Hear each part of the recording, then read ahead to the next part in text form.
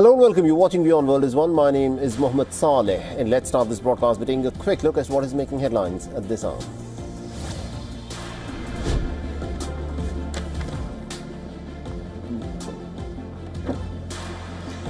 Around 40 people have been killed and more than 100 others injured. Most of them are said to be in a serious condition after an explosion tore through a crowded bar during a New Year Eve's party at an upscale ski resort in Switzerland. The cause of the blast is still unclear.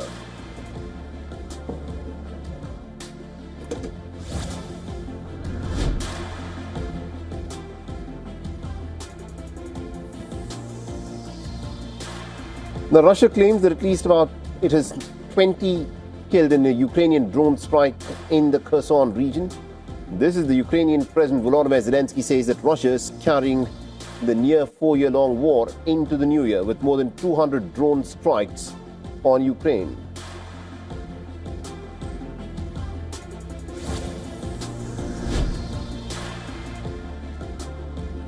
And Syria says the suicide bomber who killed a security forces member in Aleppo on New Year's Eve was in the so-called Islamic State group, which apparently was planning attacks on churches and other gatherings.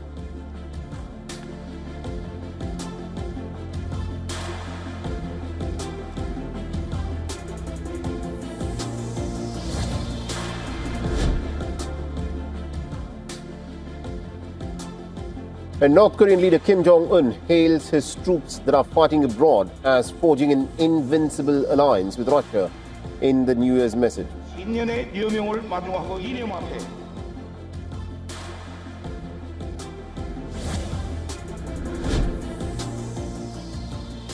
And Israel says that 37 international NGOs that were providing humanitarian aid to the starving Palestinians in the Gaza Strip will not be allowed to operate in the Gaza Strip anymore, apparently because they've not complied with some deadline for some security and transparency standards that Israel has now put in place.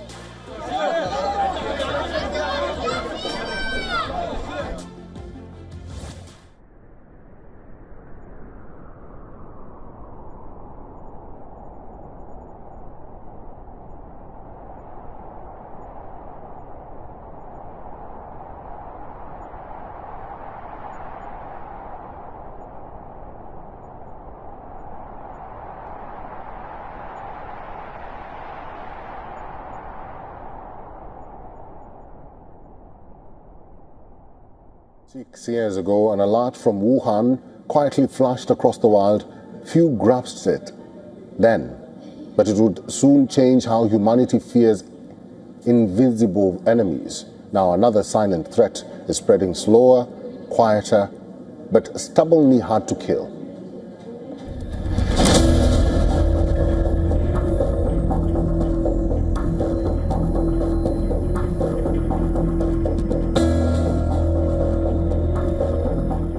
Six years ago today, the world first heard of a mysterious virus emerging from Wuhan. Back then, it sounded distant, contained, almost abstract. Within weeks, it wasn't.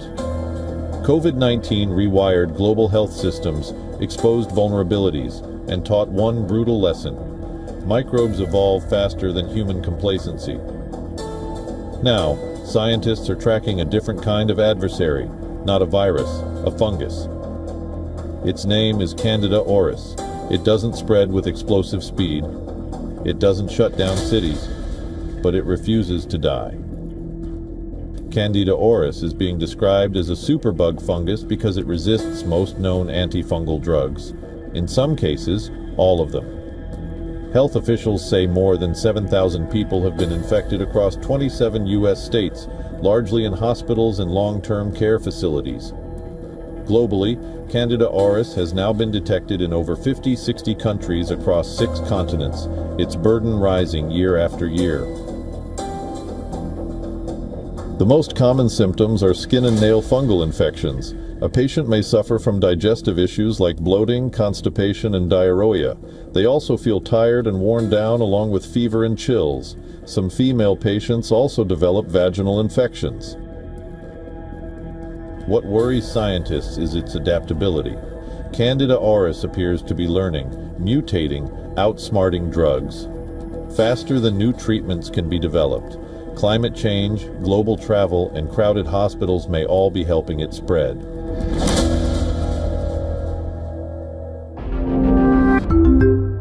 Starting tomorrow, millions of Americans who rely on food assistance will face new limits on what they can buy at the grocery store, including soda or pop, candy, and other sweetened foods.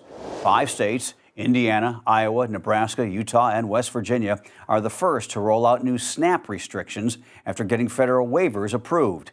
It's part of a broader push by the Trump administration, led by Health Secretary Robert F. Kennedy Jr., to steer food stamp dollars away from what officials call unhealthy choices. Supporters say the goal is simple: reduce obesity, diabetes, and other chronic diseases by cutting off taxpayer-funded junk food. But critics warn the rollout could be messy and confusing, especially at checkout lines. Retail groups say stores are not fully prepared, and nutrition experts argue the evidence is mixed on whether these kinds of bans actually change eating habits. The rules vary by state. Some block soda and energy drinks, others add candy, and in Iowa, even certain prepared foods. Altogether, about 1.4 million SNAP recipients are affected starting January 1st. We are ending the year with a public health milestone the U.S. has not seen in more than 3 decades, and it is not a good one. The number of measles cases nationwide has now passed 2,000. According to the CDC, that's the highest total since 1992. As of last week, more than 2,000 infections had been reported across nearly every state. Health officials say this is not being driven by travel alone. The vast majority of cases are domestic, and nearly all involve people who were unvaccinated or whose vaccination status is unknown. About 1 in 10 patients has gone to the hospital, and more than half are children. The CDC also reports 50 separate outbreaks this year, more than triple what the country saw last year. Texas has been hit the hardest, with hundreds of cases tied to communities with low vaccination rates. South Carolina is also dealing with a growing outbreak, forcing hundreds of students into quarantine as schools try to contain the spread. Doctors point to a steady slide in routine childhood vaccinations. Nationwide, MMR coverage among kindergartners is now below pre-pandemic levels, even though 2 doses of the vaccine are 97% effective at preventing measles. Public health experts warn the clock is ticking. If transmission continues into the new year, the U.S. could lose its measles elimination status, something it's held since 2000. While we do not have any specific or credible threats regarding the New Year's Eve festivities in Times Square, at this time we are continually operating in a heightened threat, and please be conscious of your surroundings. If you see something, say something, and most importantly, do something. Plainclothes, K9 teams, officers on horsebacks, on our trains, subway stations, and in helicopters and on boats. We never tell you the exact numbers, but rest assured, the entirety of the New York City Police Department is going to be working between December 31st and January 1st. This is the biggest event of the year. We are going to be doing secondary screening this year of people inside pens. We will also deploy dedicated pickpocket teams, hotel response. 2026 is just around the corner, but fear of terrorism is putting a damper on festivities around the globe. In the wake of the horrific attack by Islamic terrorists on Bondi Beach in Australia 2 weeks ago, the traditional New Year's Eve celebration in Sydney has been cancelled. In Paris, people are being told to steer clear of the traditional fireworks display at the Arc de Triomphe and watch it live on TV instead. In Monaco, a fireworks display on the Riviera has also been canceled. Also canceled or scaled back celebrations in Hong Kong and Tokyo. But nothing will stand in the way of New Year's Eve celebrations here at the crossroads of the world, Times Square, where 1 million revelers are expected. Thousands of police officers will be on duty, and undercover cops will be mingling amongst the crowd. Up on the rooftop, special teams will be looking out for snipers, and a squadron of drones will be keeping an eye on everything from above. I spoke with former NYPD detective Dave Sarney. Don't bring any big bags, don't bring umbrellas, don't bring any backpacks, alcohol and the like, because you won't be allowed in. So just come here, dress warm, and enjoy the night. Okay. And if you see something, say something. Absolutely, that's the important part. Rehearsals are underway for that iconic ball drop, and the ball is brand new with 5,000 Waterford crystal discs capable of complex light displays. Happy New Year! We are following some breaking news this New Year's Day as we are learning from police 40 people were killed and 100 injured in a bar fire in Switzerland. Here's some of the video we're getting in here this morning. Reuters reporting that dozens of people were killed and 100 injured, most of them seriously injured, following a fire at a bar in a Swiss Alps resort town during a New Year's celebration. Police say several tens of people were killed at the bar, Lake Constellation. The fire broke out around 1:30 a.m. and the cause of the fire, which was initially reported as an explosion, remains unclear, but authorities said it appeared to be an accident rather than an attack. As of now, it is too early to determine the cause of the fire. Experts have not yet been able to go inside the wreckage. Police also say work is underway to identify the victims and inform their families, but saying that will take time, and for the time being, it is premature to give you a more precise figure, adding that the community is devastated. Officials say the injured were so numerous that the intensive care unit and operating theater at the regional hospital quickly hit full capacity. Helicopters and ambulances rushed to the scene to assist victims, including some from different countries. The Swiss president did put out a statement on social media that I wanted to put up on your screen right now. Let's read it in full. It says, "What was a moment of joy turned into a tragedy felt across the country and beyond. The Federal Council has taken note of this with deep dismay. Its thoughts are with the victims, the injured, and their families, and it extends its deepest condolences." Now, according to the Associated Press, a witness who spoke to French broadcaster BFM TV described people smashing windows to escape the blaze, some gravely injured, and panicked parents rushing to the scene in cars to see whether their children were trapped inside. And once again, I do just want to put back up on your screen this footage that we do have there from the fire. The young man said he saw about 20 people scrambling to get out of the smoke and flames, and likened what he saw to a horror movie as he watched from across the street. In a region that's very busy with tourists skiing on the slopes, the authorities have called on the local population to show caution in the coming days to avoid any accidents that could require medical resources that are already overwhelmed. The Swiss fire comes 25 years after another fire in a Dutch fishing town on New Year's Eve, which killed 14 people and injured more than 200 as they celebrated in a cafe. This is a developing story here, and we will continue to follow it here on Live Now from Fox. All right, so let's go back to this story. President Donald Trump's push for his immigration policy as he promised on the campaign trail. Here is a change. Immigration and Customs Enforcement can now tap into Medicaid participant information to help try to track down undocumented immigrants. A federal judge in California handed that ruling down. How does it work? Well, it allows that basic biographical location and contact information can be obtained under the law. So let's talk about this. CBS News immigration reporter Camila Montoya Galvez watching this one close. So are there any limits to this ruling and how it can be applied? Yes, there are, Reed. This is a partial victory for the Trump administration and the president's mass deportation agenda.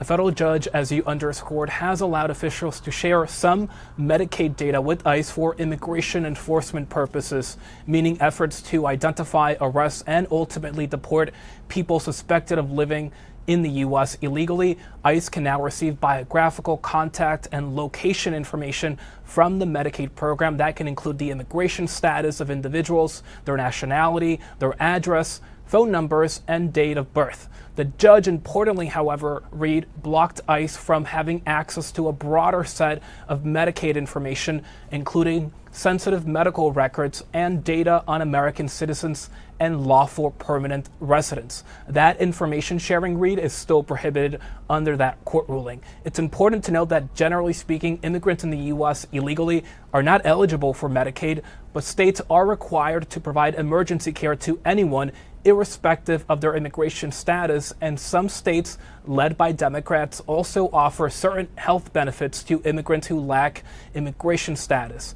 Democratic-led states had challenged the Trump administration's immigration information sharing effort, saying it will deter immigrants Reid from seeking medical care. The administration, on the other hand, has said that the policy will allow officials to better enforce federal immigration law. Reid. Camilo, thank you so much for that.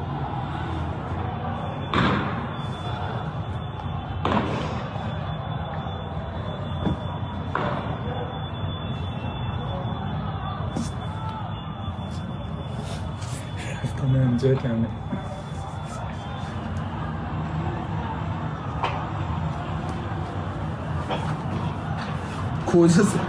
چی شد؟ اشکاور زدم. من دیگه نداشتم.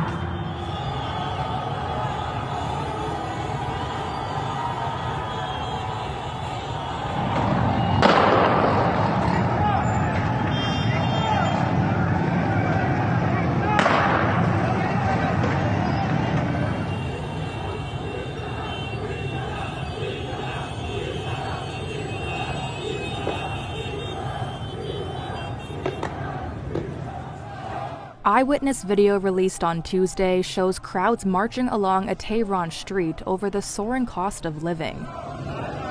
Iran's currency has lost nearly half its value against the dollar in 2025, with inflation reaching above 42% in December. Reuters confirmed the video's location, but could not independently verify the date it was recorded. Iranian state media said the protests, which included shopkeepers and merchants in Tehran's Grand Bazaar, took place on Sunday and Monday. The semi-official Fars news agency reported on Tuesday that the protests had spread to several universities. Unrest has repeatedly flared in Iran in recent years. Previous protests drew violent crackdowns and widespread arrests. On Tuesday, a government spokesperson said a dialogue mechanism would be set up and includes talks with protest leaders. The government will listen patiently, even if there are harsh voices, because we believe that our people are patient enough, and when their voices are raised, the pressure that is being put on them is high. The government's job is to hear the voices and help them reach a common understanding to solve the problems that exist in society. Iran's economy has been in deep trouble since U.S. sanctions were reimposed in 2018. Economic disparities between citizens and the elite, along with mismanagement and corruption, have fanned discontent. On Monday, the central bank chief resigned, and U.S. President Donald Trump said he may back another round of Israeli airstrikes if Tehran resumed work on ballistic missiles or any nuclear weapons program. Iran says its nuclear energy program is entirely peaceful and that it has not tried to build a nuclear bomb. Iran is back in the headlines today. Yesterday, we told you about its latest satellite launch from Russia. Today, it's about a growing unrest. Protests have broken out in parts of Tehran. Shopkeepers and traders have taken to the streets. They're angry because Iran's currency has collapsed and food prices have soared.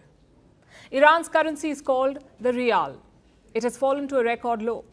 It stands at 1.42 million to the US dollar. $1 is worth 1.42 million rial.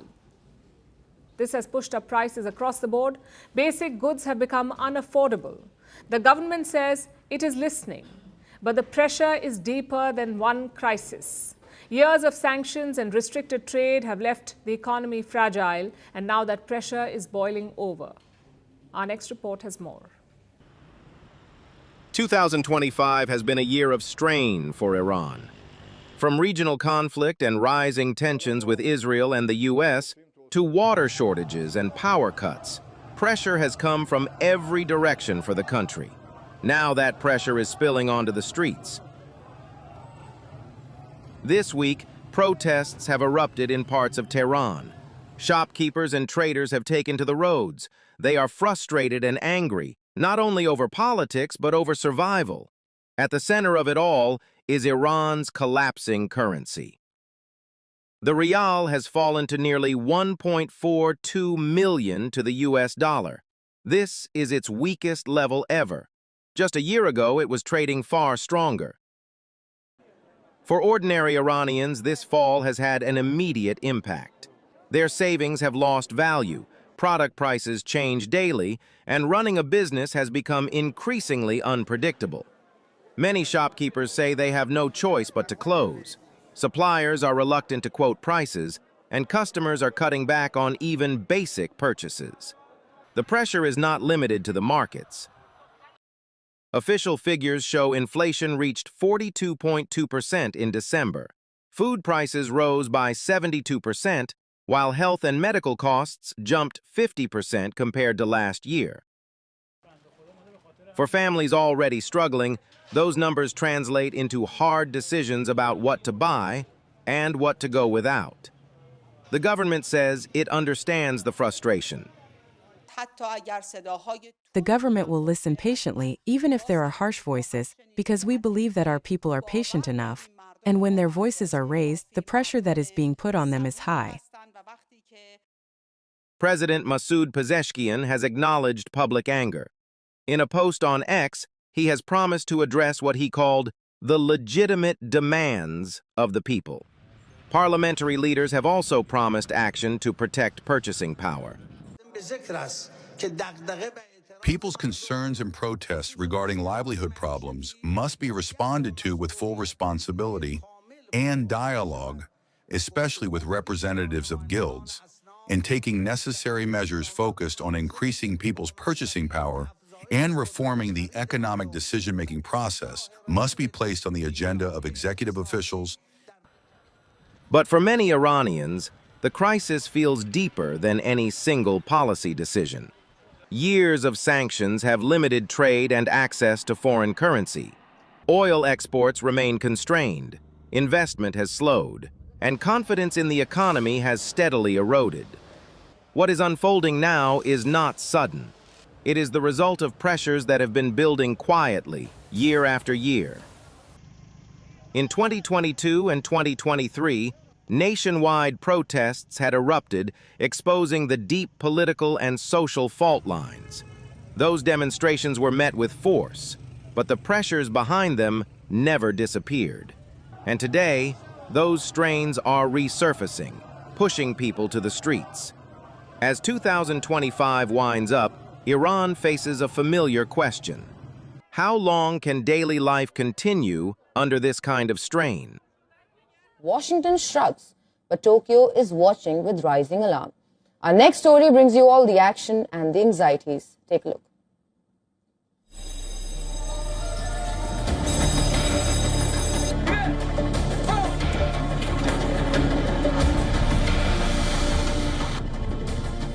The pressure is relentless.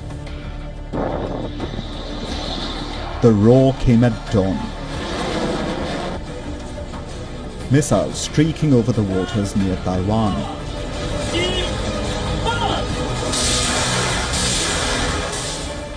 China unleashed Justice Mission 2025, its latest and fiercest show of force.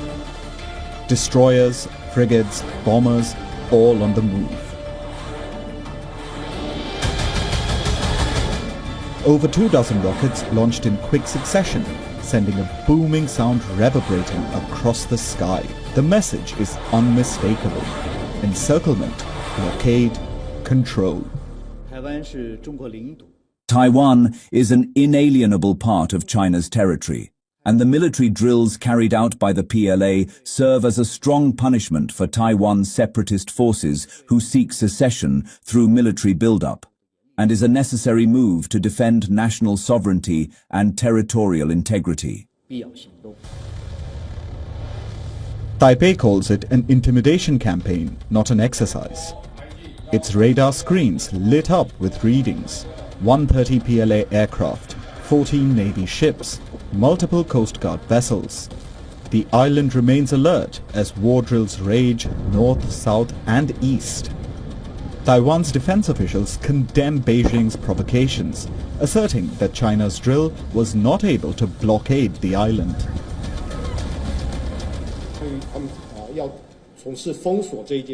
This targeted military exercise does not only intimidate Taiwan, it severely impacts international aviation safety. According to data released by the Civil Aviation Administration, the number of flights that were affected today numbered 941 flights. But while Taipei held its breath, Donald Trump stayed unmoved, brushing off China's live-fire drills as routine. Well, I have a great relationship with President Xi, and he hasn't told me anything about it. I certainly have seen it, but he hasn't told me anything about it, and I don't believe he's going to be doing it. Does it worry you? No, nothing worries me. But nothing. Across the Pacific, Japan didn't share that calm. The drills come close on the heels of the Japanese Prime Minister's remarks that Tokyo could intervene militarily in a crisis over Taiwan. As the world watches the geopolitical chess match, the tactical reality on the ground is shifting towards a flashpoint. Taipei remains on high alert, watching the horizon with bated breath, because Taiwan fears it never knows when the drills could turn into an actual Chinese invasion. Bureau Report, WION. World is One.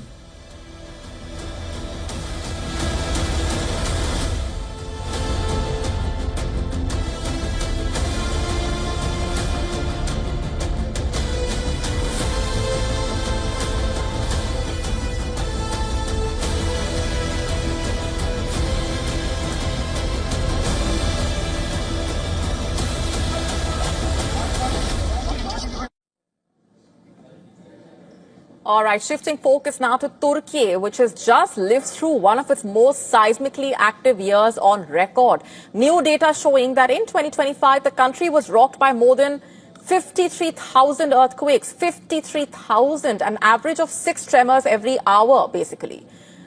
Most were too weak to be felt, but several were powerful enough to damage buildings, renew public fear, and underline a hard reality. Turkey remains one of the world's most earthquake-prone countries. And experts say fewer than 500 of these earthquakes crossed magnitude 4, the threshold at which tremors are felt by people. But even moderate earthquakes can be dangerous. In a country where aging buildings and dense urban development remain widespread, the most active region was in northwestern Turkey. In just 4.5 months, nearly 21,000 earthquakes were recorded there. An unprecedented level of activity for a single district. 2 strong earthquakes, both measuring magnitude 6.1, struck in the region in August and again in October, while countless smaller tremors rattled residents almost daily.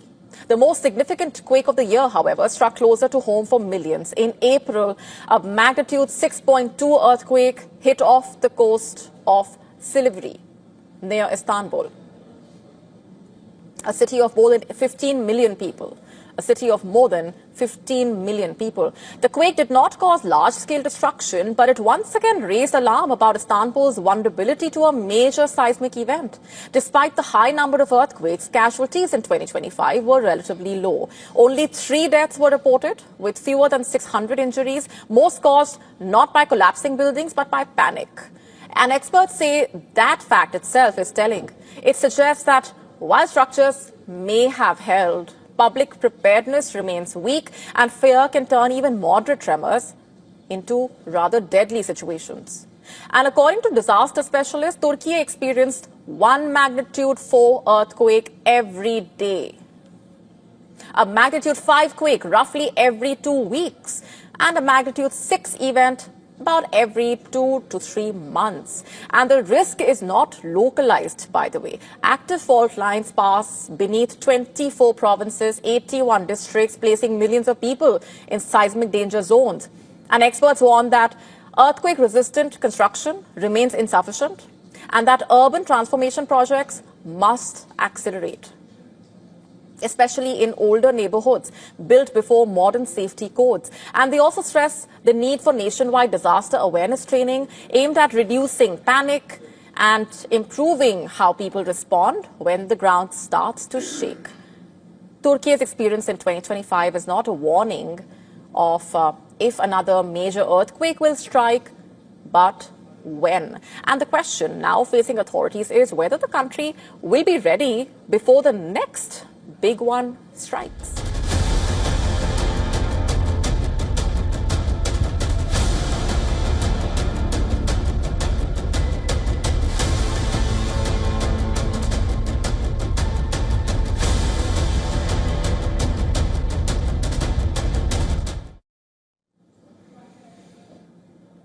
And let's now shift focus to Germany. It's quietly preparing for the possibility of a war with Russia. It is quietly redrawing its defense playbook, preparing for a scenario in which cyber attacks, sabotage, and disinformation that are no longer just background noise. A confidential government document seen by Politico reportedly revealing that Berlin now believes hybrid attacks could be used to pave the way for a full-scale military confrontation. The plan, which is known as OPLAN, places digital warfare and covert operations squarely inside the logic of military escalation.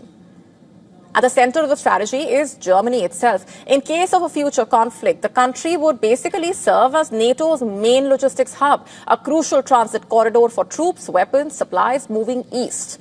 But that role comes with perils. The document reportedly also warning that it would make Germany a top target from the very start, including possible long-range strikes on both military and civilian infrastructure. The 24-page blueprint mapping out a 5-stage path to war, from early warning and deterrence to full NATO collective defense and eventual recovery. Officials say Germany is already in the first phase, building a shared threat picture, hardening logistics, protecting key systems. The plan also signaling a major shift at home. Domestic military units would be tasked with guarding power grids, railways, communications, while civilian infrastructure, private companies and health services are treated as essential parts of the war effort, and that's significant. And all of this comes as Germany reports a surge in Russian espionage, cyber attacks and influence operations, from disrupted airports to alleged election interference. Just this month, in fact, Berlin summoned the Russian ambassador over what it called an intensifying campaign of hybrid warfare. Naturally, Moscow denies the accusations. Earlier, Germany made the largest single contribution to Ukraine's energy support fund. Berlin has transferred more than $188 million to help repair and restore power infrastructure damaged by Russian attacks across Ukraine. For Germany, the road ahead is rather complicated. The country sits at the heart of Europe, geographically, economically, also logistically, making it indispensable for NATO's defense plans, but also uniquely vulnerable in any major conflict. There is also the weight of history, of course. Germany knows better than most what total war can do. The devastation of 2 world wars fought in large part on European soil left cities in ruins, societies shattered, and a lasting commitment to never again let militarism go unchecked. And that power still shaping public debate, of course, and making any move towards war planning deeply sensitive. As 2025 comes to a close, India showcased its defense prowess yet again. The country's Defense Research and Development Organization successfully conducted the salvo launch of 2 Pralay missiles. This comes days after the successful maiden flight test of the Pinaka long-range guided rocket. The Pralay missiles were launched in quick succession from the same launcher at the integrated test range in Chandipur, off the coast of the Indian state of Odisha. This test was conducted as part of user evaluation trials. Both missiles followed the intended trajectory and met all objectives. Reacting to this, India's Defense Minister Rajnath Singh complimented the DRDO and the armed forces. He stressed that the successful completion of the salvo launch has established the reliability of this surface-to-surface short-range missile. Developed by various DRDO labs, Pralay is a quasi-ballistic missile which has a low trajectory and can maneuver in flight. It is powered by an engine which uses fuel and an oxidizer. It is capable of carrying multiple types of warheads and employs state-of-the-art navigation to ensure high precision of hitting targets. Let's have a look at the features of the Pralay missile. It has a maximum speed of Mach 6.1 with a capacity to hit targets up to 500 kilometers away. The missile can carry warheads of 350 to 1,000 kilograms. December 2021 marked the maiden flight test of this missile. It was successfully test-fired 2 years later. In July this year, 2 consecutive flight tests of Pralay were successfully conducted.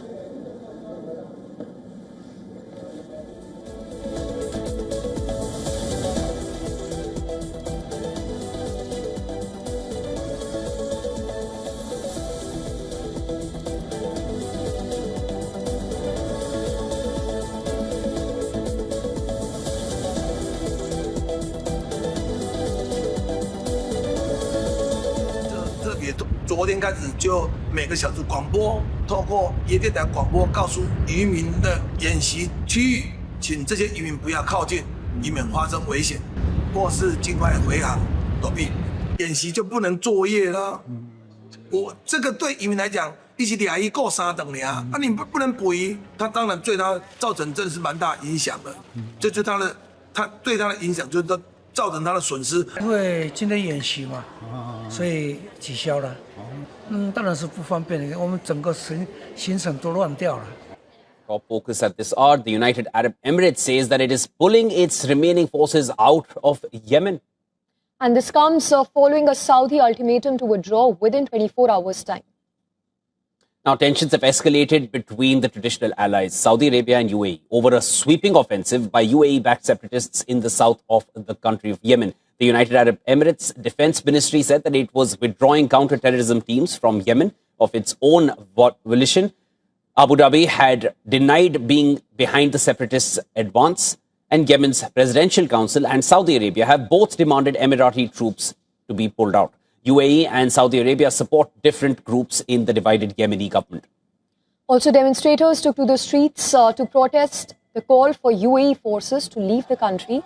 It was on Tuesday that the Saudi-led coalition fighting Yemen's Houthi rebels hit an Emirati shipment at Mukalla port in pre-dawn strike. Also, Saudi state media has claimed that the shipment was carrying weapons and combat vehicles for the separatists. UAE has denied the claim and insisted that the shipment contained only vehicles destined for its own forces. Now, hours later, Yemen's Presidential Council declared a state of emergency and broke a security pact with UAE. In a rare step, Riyadh then openly accused Abu Dhabi over its support to the separatists, calling them a threat to Saudi's national security.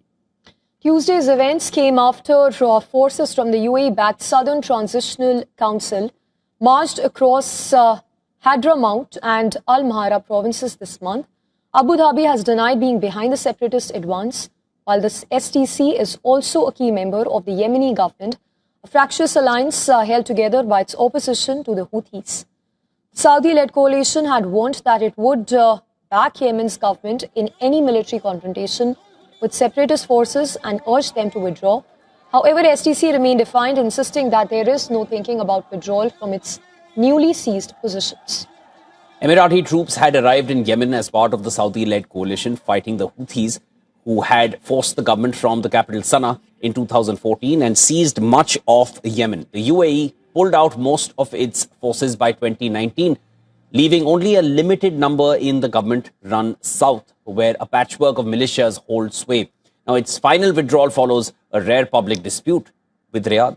Deep in Venezuela's southern skies, radar alarms, fighter jets scrambles, and then a claim that instantly grabs global attention here. Their president, Nicolas Maduro, says that Venezuelan forces brought down aircraft in the massive overnight operation. Well, according to Maduro, these planes, they were flying illegally. They says that they were connected to drug trafficking routes, moving quietly alongside Venezuela's border with Colombia and Brazil. The hotspot? Alto Orinoco. Remote jungle, thin population, difficult terrain, and now the center of the high-stakes military announcement. Maduro's claim, it was dramatic. He said that 9 aircrafts, they were eliminated in just 24 hours. Later, the Venezuelan military adjusts the number. 8 aircraft officially confirmed, but the message, that remained unchanged. Venezuela's airspace is off the limit. This wasn't just a crime here, it quickly turned political. Maduro accuses the US media of hiding the story, of spreading false narrative, of what he called information warfare against Venezuela. And here's why the timing really matters here. The United States is expanding military deployment near Venezuela. At the same time, Washington has seized oil tankers that are linked to Venezuelan export. The US says that its enforcement. Caracas calls it economic and military pressure. Maduro's response was blunt. Well, he warned that these actions threaten national sovereignty here, that Venezuela will defend its borders, its skies and its resources, and that the armed forces are still on alert. This was not a routine statement, this was a signal to Washington and to the entire region. But let me tell you what's really happening here. On the surface, anti-drug operation, border security, airspace enforcement, but beneath that, oil and sanctions, US-Venezuela rivalry, power projection in Latin America. History tells us that this really matters. Military claims, political accusations, economic pressure. That combination has triggered the crisis before. Maduro is telling the entire world that we are ready. Washington is signaling that pressure continues. Now, this story is bigger than the aircraft here. It's about control, it's about sovereignty, and it's about how close this standoff would move from word to action. And the skies over Venezuela, they are part of that particular battle. Imagine a stage where the superpowers collide. Russia, the US, Israel and Iran, all in a tense standoff. And right in the center, none other than Donald Trump's latest warning to Tehran. You're watching Times XP. My name is Vritti Attri, and here's what's happening. The Kremlin spoke really calmly, measuredly. Russia said dialogue with Iran is very important. Everybody must refrain from escalation. A clear call for talks for now. And then came Donald Trump, and the tone, it almost changed. Standing next to Israeli Prime Minister Benjamin Netanyahu in Florida, Trump made it crystal clear that if Iran continues building missiles, yes. Nuclear weapons? Absolutely. Israel has my full backing. Now pause, let that sink in. He even described the logistics here. He said that I hope Iran is not building up weapons. But if they are, we know where they are. And I don't want to waste fuel on B-2 bomber flying 37 hours round trip. 37 hours, one plane, one mission. And that's how serious the US is being right now. But you know why this matters? So earlier this year also, if you remember, then the US held 5 rounds of nuclear talks with Iran. Trump even set a 60-day deadline. And guess what happened? By day 61, no deal. And then came the June. And explosion changed the map. Israel launched a surprise strike. The US followed on June 22, hitting Iran's key nuclear sites, Isfahan, Natanz and Fordo. While the results were deadly, hundreds of military personnel and civilians killed. Nuclear scientists, they were targeted. After that, Iran retaliated. 32 Israeli civilians killed alongside with one off-duty soldier. Iran's position? Well, Tehran here says that it does not want nuclear weapons. Its program is for peaceful purposes only. Their supreme leader, Khamenei, even said that dealing with Trump is beneath the dignity of Islamic Republic. In the meantime, Iranian officials also rejected the US demand to stop uranium enrichment or curb the missile program. But you know why Russia is so worried? Well, Moscow sees the risk of escalation here. A war here could spill in multiple countries, destabilizing the region and hit a global oil market. Hence, the Kremlin's call for dialogue, it's kind of justified. But Trump's message, that is loud and clear. Missiles, nukes, Israel has my back, and if needed, the US will strike too. So here's a bigger picture, ladies and gentlemen. The Middle East is on the edge. Israel and the US, they are aligned, ready to act against Iran's military buildup. Iran is defiant, refusing to bow to the US demands here. Russia is calling for calm, hoping to prevent a full-blown conflict. Well, this is classic blinkmanship. One wrong move and the entire region could erupt. So here's what to watch next. Will Trump authorize a US strike or rely on Israel? And how much Russia and other global powers will respond? In the end, the world is now at the crossroad here. Diplomacy is fragile, weapons are ready, and every decision could reshape the history. Stay tuned because this story is far from over.